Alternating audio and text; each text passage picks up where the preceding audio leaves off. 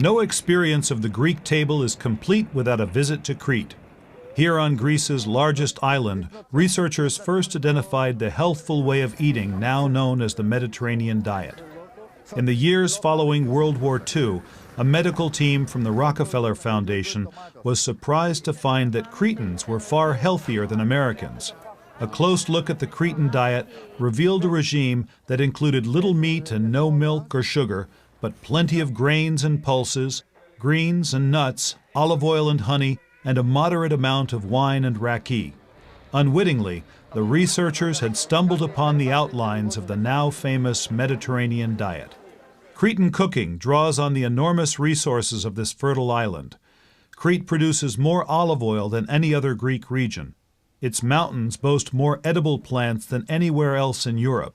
It has an ancient cheese-making tradition, while its gentle climate nurtures a wide range of fruits and vegetables. Underpinning the Cretan approach to food is an insistence on absolute freshness and simplicity. In this brief look at the Cretan way of cooking and eating, you'll be struck by the ubiquitous presence of leafy greens and other vegetables, the lavish use of olive oil, the reliance on fresh and dried herbs, and perhaps most important to the Cretan longevity, the open-hearted generosity and hospitality that accompanies meals here. For an overview of Cretan ingredients, we take a tour of the Saturday Farmers Market in Hania with restaurant owner Babi Mastoridis. Here we see products from local farms, but also fruits and vegetables from other parts of the island, and from as far away as Macedonia. The market is also well supplied with wild greens, including ascolibri, a kind of thistle whose roots and tips are highly prized, and bitter stamnagathi, not too different from our arugula, which is eaten both raw and cooked. At the next stand, we see the plump yellow quinces called kidonia, foot-long runner beans, pumpkin for filling savory pies, tiny olives, zucchini flowers picked early in the morning, which Cretans like to stuff, Greek celery, thinner and more pungent than American celery, grapes and vine leaves for stuffing, summer greens such as vlita, amaranth, and styphnos, sea salt, pots of small-leafed basil, and the most popular dried herbs, oregano, sage, and dictamo, gathered wild from the mountains. Sage and dictamo, which grows only on Crete, are used more for teas than in cooking. Snails, only €5 a bag, avocados, and small bananas.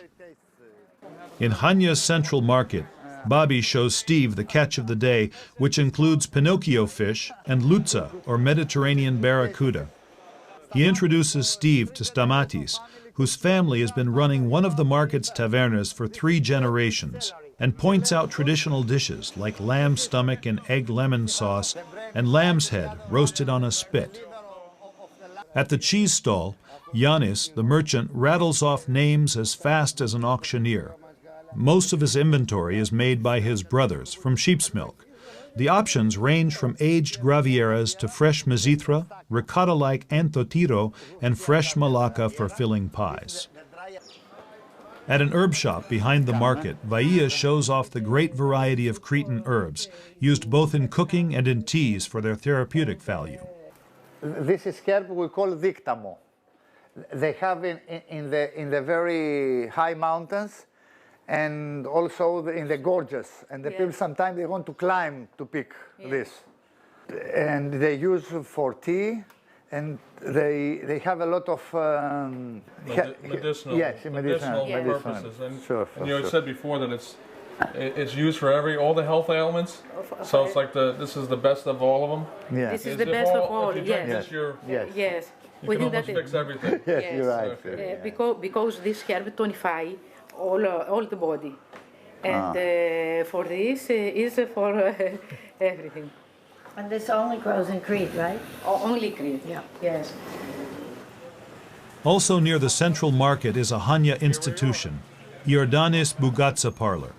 The shop has been a landmark since 1935, and it operates on the principle that if you're doing something right, don't change it. In contrast to the even older Ariston Pie Emporium in Athens, with its repertoire of more than 70 pies, Iordanis serves only one dish, a creamy cheese pie with an indescribably light and crisp pastry. We're lucky enough to see the bougatsa being made at Iordanes' workshop. Iordanes' wife prepares the dough, rolling it finer than an onion skin. Then she fills it with whipped day-old mizithra, a goat's milk cheese which is a specialty of the area. The incredibly elastic dough consists of nothing more than flour, water, and a pinch of salt with oil added in the rolling process. Iordanes is an institution. You can't come here and not have a bougatsa. And how does it taste? Delicious. This is so creamy. This is so Crunchy, crunchy. creamy, a little bit of sweetness. Yeah, This is nice. yeah. With Bobby as a guide, we drive into the hills above Kolumbari, west of Hania, where his cousin, Andonis Papianakis, gives us a close, almost too close view of his beehives. Andonis only collects honey once a year, in the summer, when the hives yield thyme honey. It's the most prized of all. He averages 10 to 15 kilos per hive, much less than the 80 to 100 kilos that hives produce in northern Europe where it rains more. Perhaps this is why Greek thyme honey is so expensive, but the taste is unsurpassed. Honey is widely used in Greece, especially in sweets, but the Cretans also enjoy it with graviera cheese, and some chefs add it to savory meat dishes as well. Early one morning, Bobby takes us to a local bakery to see barley rusks being made. In Crete, people eat these rock-hard rusks called paxamadia as often as they do fresh bread. These rusks, made from a mix of barley and wheat, are considered the tastiest and most healthful. One of the most popular uses of rusks is as a base for chopped tomatoes and fresh white cheese. The rusk soaks up the tomato juice and olive oil, becoming much softer and quite delectable. Paxamadia, an ancient food that has never gone out of style, are now in fashion all over the country. The loaves here are about to enter a wood-fired oven. When done, they'll be cut into thick slices and returned to a warm oven to dry for several hours, until all traces of moisture have vanished. The dry barley rusks will keep for years, literally. For a closer look at Crete's olive oil industry, we stop at Biolea in northwest Crete. George Dimitriadis has been making organic stone-ground olive oil since 1994 on an estate that was acquired by his family in the mid-1800s. The main variety cultivated here in Crete, it's called Koroneiki. This variety, the main difference is that it's very hardy and drought resistant. It has very small fruits and it has a distinctive taste, which when it couples with the microclimate and the soil conditions, it gives a very distinct olive oil that tastes characteristically as a Cretan product. The island produces about 5% of the world production of olive oil, and close to 90% of that is extra virgin. So it's very important cultivation, and it's very important the island production for the world production. Cretan people, they like their olive oil to be mild because we eat much of it. If it is strong tasting, then you can't taste anything else. It actually takes away from the subtle tastes of vegetables and greens and everything else. So can you imagine, we are per capita eating about 32 kilos of olive oil, and we don't like to have one taste to cover everything. So we're looking for an olive oil that it would have a rich, complicated aftertaste, something that'll synthesize the taste that we cook together and not overpower them. Because we were used to eating the olive oil that comes from a millstone. In that process, the skin and the leaves of the olives, they are not teared in very small pieces as is done in an electric motor crusher in the industrial processing. So the bitter agents, they're not there to make it very bitter or very high peppery or whatever you may call that. And that's how we like it here. That's the oil we produce. And our point of view, it is trying to produce something that we are accustomed to, something we know, something that we used to eat, and present it out there, not to present something or to produce something that a particular market likes it because it's this or because it's that. We're trying to follow our roots and present our food culture as it is. Biolea is an exclusive estate. We are cultivating our own trees. We are producing an average of, let's say, about 100,000 bottles. And they are distributed worldwide. There are a lot of scientific information about olive oil, and there is a lot of regulations about olive oil. And we get very technical and very scientific when we talk about olive oil. And if you look at an olive oil label, you might think that it's a cough syrup. The message that has to go to the consumer, it is that olive oil, before anything else, it's food. You smell it, if you like it, taste it. If you taste it and you like it, then buy it. 99% you're in the right track, and you will enjoy it. You don't have to change your diet to a Mediterranean or Cretan diet or any other kind of diet. Be smart and find how to integrate the olive oil to whatever diet you have. You'll get the benefit. To visit another olive oil producer, we travel east from Chania towards the coastal city of Rethymno. In the hills outside Rethymno, we find the Agreco Organic Estate and Restaurant, voted the world's best organic restaurant by Vanity Fair magazine, which praised it as a unique dining experience. Agreco belongs to the Grecotel chain, Greece's largest hotel group.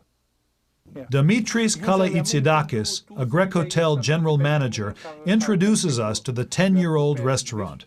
The setting is magnificent. Overlooking the estate's olive groves and vineyards, they welcome the group with typical Cretan hospitality. The restaurant's husband and wife team demonstrates some classic stuffed vegetable dishes. Chef Nikos has gathered the zucchini flowers, eggplant, squash, and grape leaves from the estate's organic gardens. Unlike most chefs who cut off the tops of tomatoes, Nikos trims the bottoms. He scoops out the tomato and zucchini flesh for the stuffing, but very little of the eggplant because they tend to be bitter. Now we'll start with the zucchinis.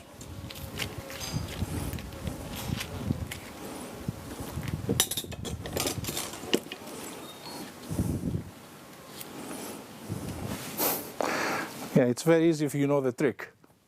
From the mythology, Zeus, the god of gods and the god of hospitality, supposedly was born in the mountains of Psiloritis, and that's why, I mean, the feeling of hospitality is so strong here compared to any other destinations, I mean, even in Greece. This is uncooked rice, because we are going to put, after we stuff them, we are going to put them in the oven. And from the juice of the grated vegetables, along with the rice, we'll stuff the vegetables, putting them in the oven. We put pepper, salt, and some tomato paste. So, and it's a short grain rice. Yeah. We'll put our own organic olive oil.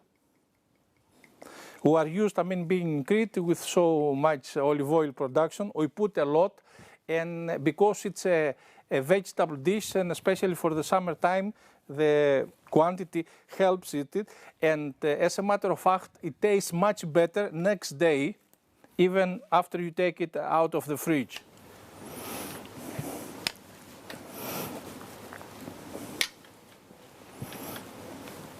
A little bit.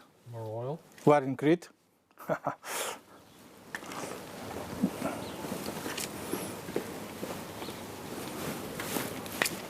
Kyria, Nikos' wife, shows us how to stuff zucchini flowers, which must be picked early in the morning while they're still open. Zucchini flowers are so popular in Crete that you can buy bouquets of them at the farmer's market. They're delicate and must be filled gently so they don't tear. To make stuffed vine leaves or dolmadakia, the pan is first lined with a few torn leaves. In times past, cooking skills were judged by the size of the dolmadakia. The rolls had to be small and very thin, with the leaves shiny side out. Today, stuffed vine leaves are nostalgia food for most Greeks. I mean, all the grandmothers, they had the patience, I mean, to do all this, and we always associate, I mean, this food with memories from grandmothers, and they were very, very happy to do, especially the grandmas, the yayas, for the families.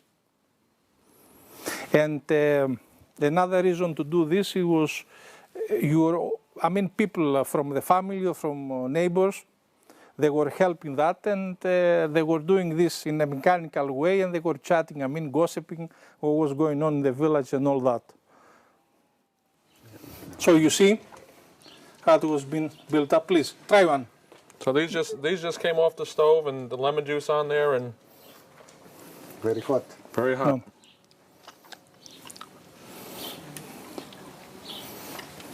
You see how moist It's heaven. it is. It's heaven. It is. It is very moist. It's not easy to make, but this is the best of it. It's time. No, it's very good. It's excellent. Bobby invites us for Sunday lunch at his restaurant, Nicterida, the Bat, which overlooks Suda Bay. It was founded in 1933 by his father, a legendary figure who taught Anthony Quinn how to dance the sirtaki for his role as Zorba the Greek. You can't have a Cretan feast without a pie or two, so Bobby has arranged for Diamando, one of his cooks from a nearby village, to make some for us on the veranda. You could write a book on the traditional pies of Greece, and one of the largest chapters would be the one on Crete. Here pies come in all shapes and sizes, with all types of fillings. They can be square and no bigger than a ravioli, crescent, open-faced tarts, coils, packets, or party-sized creations that can fill a roasting pan. The smaller ones are often fried and not baked, and of course they provide a convenient package for all those Cretan cheeses and greens. Diamando has already prepared the dough with flour, oil, water, milk, and a little salt, and then set it aside to rest. Note how she rolls out the pastry.